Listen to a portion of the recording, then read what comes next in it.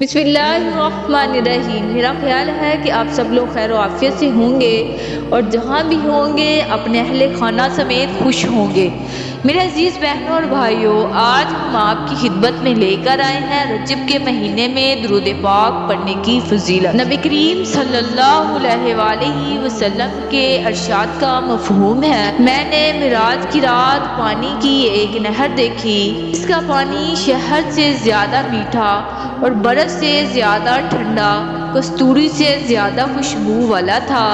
میں نے جبرائیل علیہ السلام سے پوچھا، اے جبرائیل، یہ نہر کس کے لیے ہے؟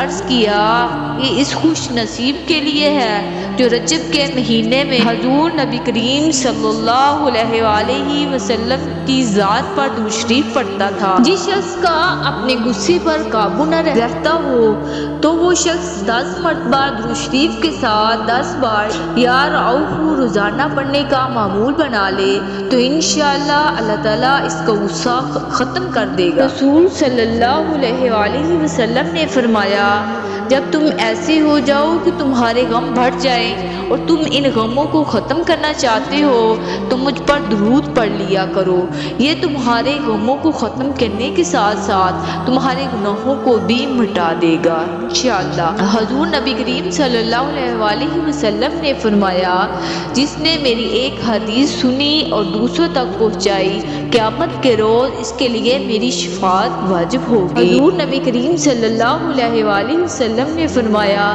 جس کام کا میں تمہیں حکم دوں اس پر عمل کرو اور جس سے میں منع کروں اس سے تم باز آ جاؤ، یہی تمہارے حق میں بہتر ہے۔ رسول صلی اللہ علیہ وآلہ وسلم نے فرمایا، میرے رب نے مجھ سے وعدہ فرمایا ہے، آپ کی امت کے 70,000 لوگ بلا حساب و کتاب جنت میں داخل ہوں گے جن پر کوئی عذاب نہ ہوگا، ہر 1000 کے ساتھ مزید 70,000 ہوں گے اور میرے رب کے 3 لب بھر کر جنت میں داخل ہوں گے انشاءاللہ۔ اللہ تعالیٰ ہمیں عمل کرنے کی توفیق عطا فرمائے۔ اللہ ہمیں زیادہ سے زیادہ اپنے حبیب پر درود پاک پڑھنے کی توفیق عطا فرمائے۔